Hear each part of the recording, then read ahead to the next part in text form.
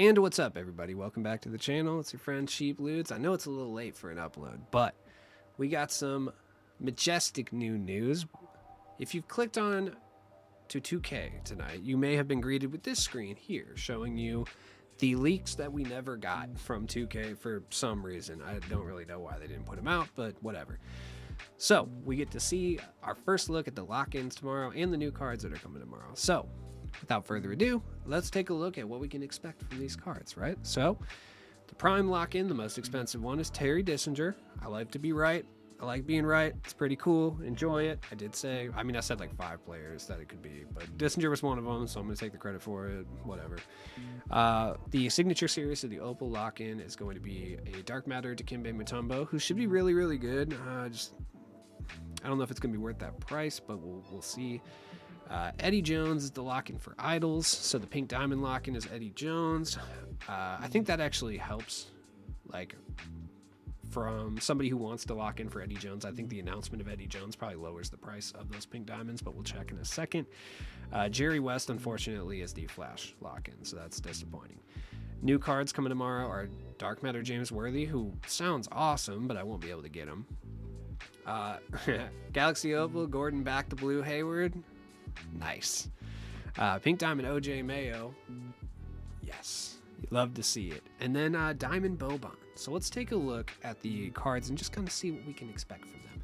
We'll start with Boban. Now, Boban is 7'4" with a 7'8" wingspan. He is the second biggest player build in the game next to Taco. That is important. Important fact number 2. His current series card is a 63 3-pointer with his own release, so it's likely he's going to be able to shoot. That is huge. Now, this comes with some negatives. 25 speed. Now, that being said, I think being he's a diamond, they'll probably boost his speed up a little bit, but I'm thinking we'll probably see, I'm guessing like 40 or 45, right? But if he has anything above a 50 speed, he'll be the best budget center in the game by a mile. He'll be better than Mark Eaton in certain aspects, right? The lateral quickness is low. He's going to be slow, but the big thing is he's going to be able to play defense on the interior against Yao, and he'll be able to stretch the floor, so he won't be a complete kind of net negative on offense from a spacing perspective like Mark Eaton is. Now, his release, I actually did use it with Simbular. It's not that bad. It's like what you would expect from a Boban release. 99 shot contest, 99 foul. Unlikely they probably changed these, but it's okay. He has an 11 shot 3 tendency, so the CPU is not going to play defense as hard, which is good. Boban will be good. You just need to temper your expectations and just kind of understand the negatives, right? OJ Mayo. OJ Mayo is actually fire. Like, I used this Season 4 select card in Limited, and I had a great time. 6'5", 6'6" wingspan. He might play point guard, but I don't know. He's basically J.R. Smith. Just think J.R. Smith. That's what we're getting. He's a pink diamond J.R. Smith. Nothing really crazy exciting there. But, I like OJ Mayo. I grew up watching him, so it's cool to see him get in the game. I wish it was Michael Beasley, but it's okay.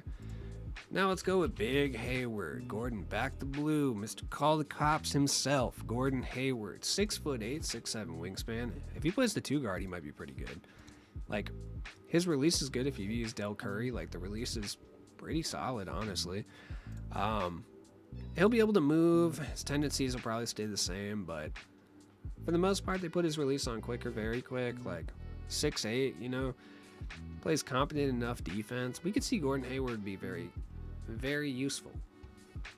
Now, he's going to be a part of that Dikembe lock-in, so I don't expect his price to be chill in any way, shape, or form. He's probably going to be over 100K, like, let's be real. So there's no reason to really talk about it, because it's like he's not going to be affordable anyway, so it doesn't really matter. And he's not going to be good enough where he's going to be worth 100K to use anyway. Boban will be expensive. He'll be like 30 or 40K at the bare minimum. OJ Mayo will be like 7K though. And then we got James Worthy. Then we're going to talk about the lock-ins. Big game James. I like James Worthy a lot, actually. Like, he's got John Wall release on a big man. I think that's nice. I think they probably changed that. No, they probably don't, because he's just like lock-in fodder, so probably keep it the same, but 6'9", he's got a huge player base.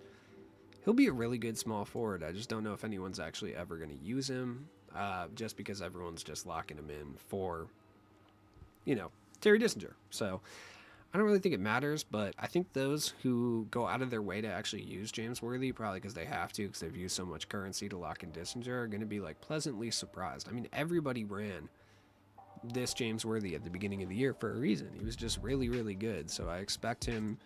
Also, he's wearing goggles, dude. My man looks like Bubbles from Trailer Park Boy. Like, love to see it. I like James Worthy.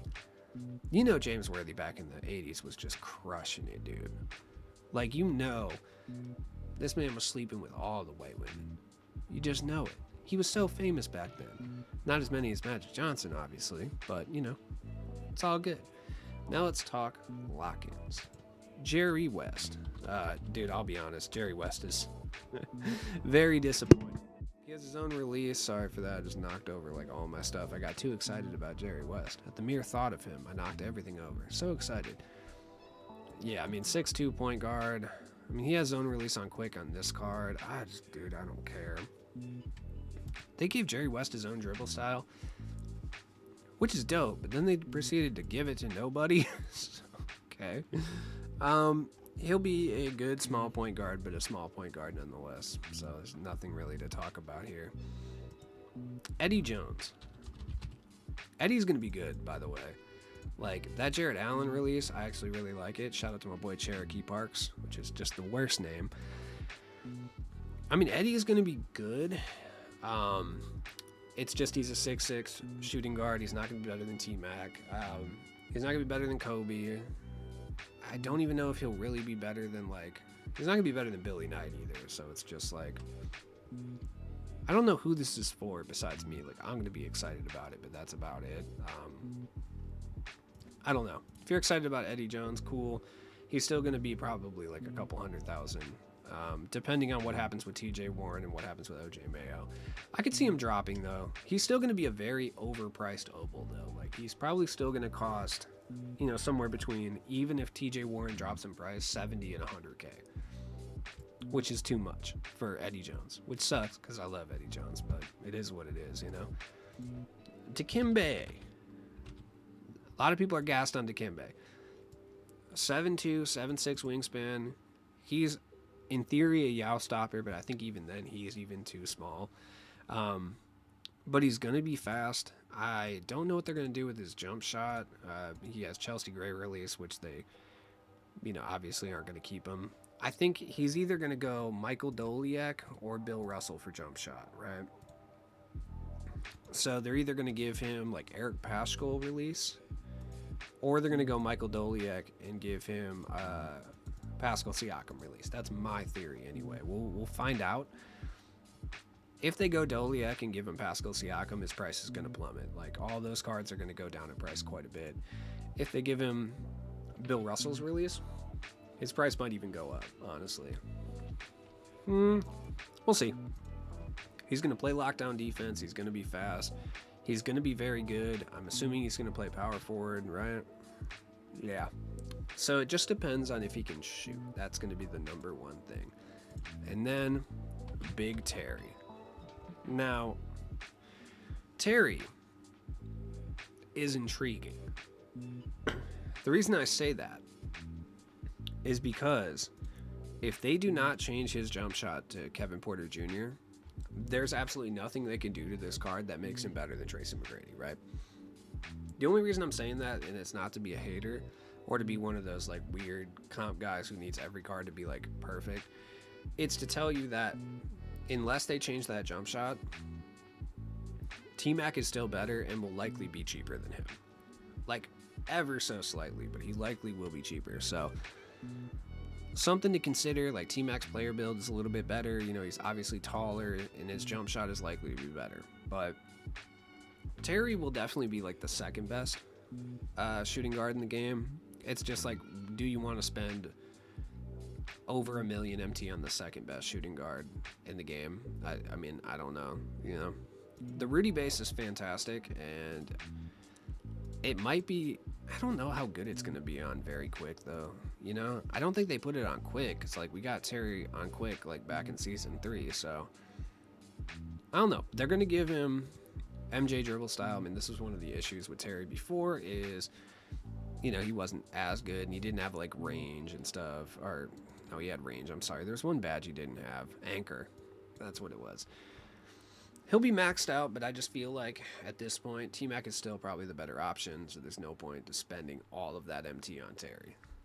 But some people got it like that, and they don't really care. So let's go take a look at the market implications of this, because they're vast, and they're really, really rough. You may notice everything's going kind of fast, because I'm back on current gen again, because the game pisses me off so much that I switch between gens just hoping to find a home. Like Tiny Tim. But I'll never find a home in this game. Regardless, let's take a look. The market is exploding on the Prime set. Like, Dwayne Wade is already up to 500K, basically. Once the news of Terry broke, yeah, dude, all bets were off for price. Like, Dwayne Wade went from being about 200K, now he's 500K plus. Like, we haven't seen one sold since the actual news broke, so I don't know what his price is actually going to settle at. Big O went up quite a bit in price too. It's looking like he's going to be like 400K also. Bosch, I saw one did sell for 398. So I mean, I think 300K is probably a good like mainstay for him. Drexler I forgot about, honestly.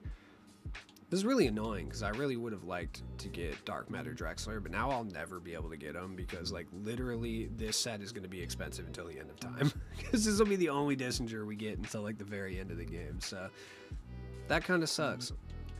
Looks like Drexler's like 300K too. I mean, if I had to do a conservative estimate on how much I think, because this isn't even including, like, Worthy, who's probably going to be between 300 and 500K.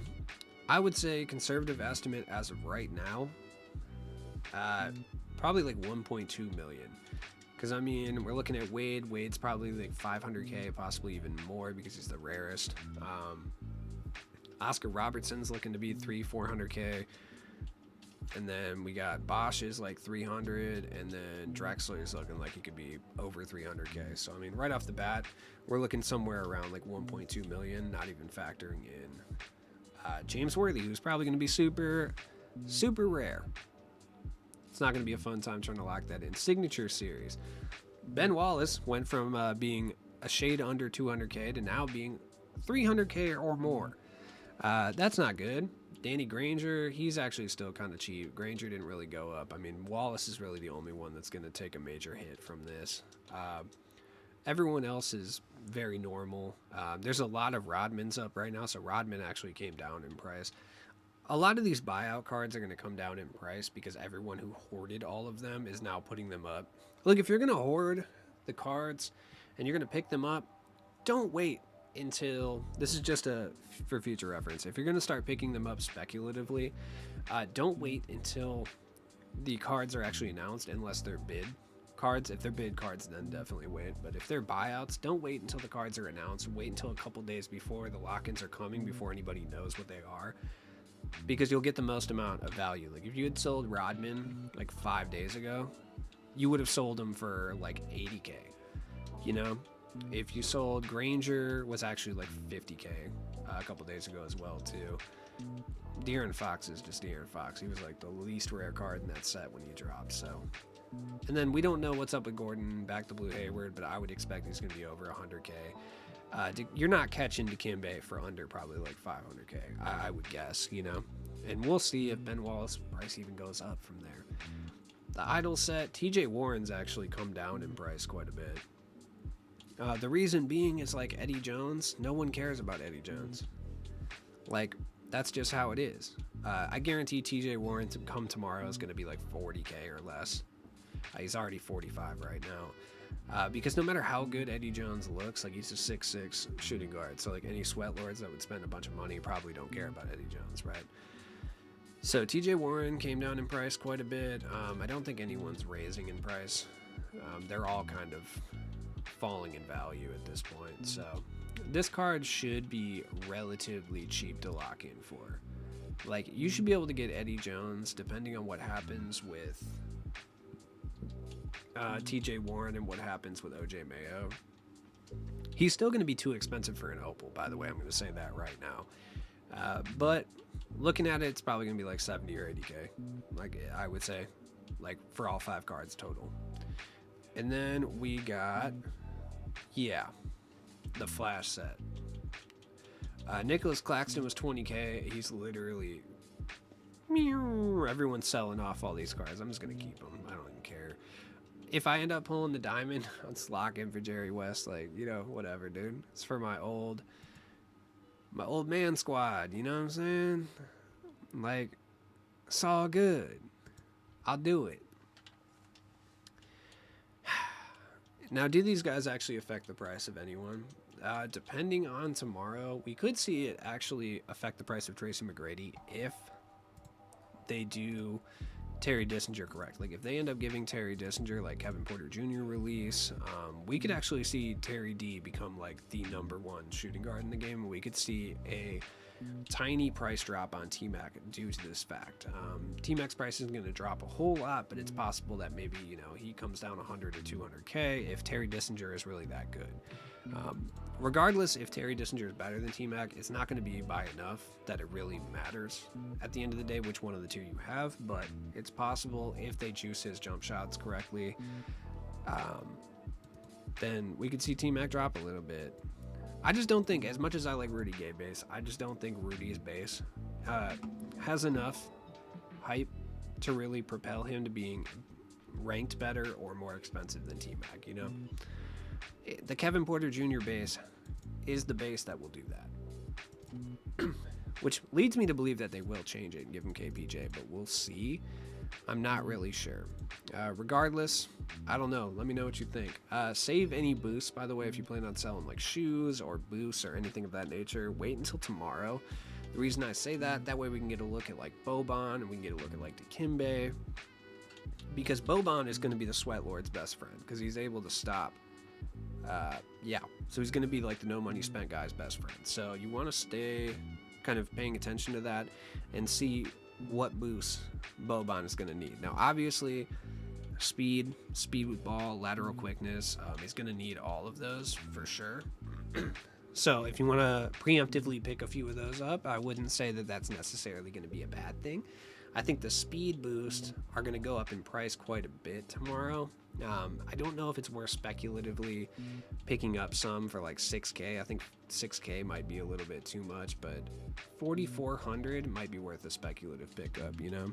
I don't know if that's really correct, but I'm going to wing it on just one of them. That way, if I have to sell it back for the same price, I'm going to lose a couple hundred, but I gain a little bit of MT if I'm right about it. So acceleration as well is going to be a big one just because Boban is going to need a little bit of help push. But I don't know. Let me know what you think of the new cards down in the comments below.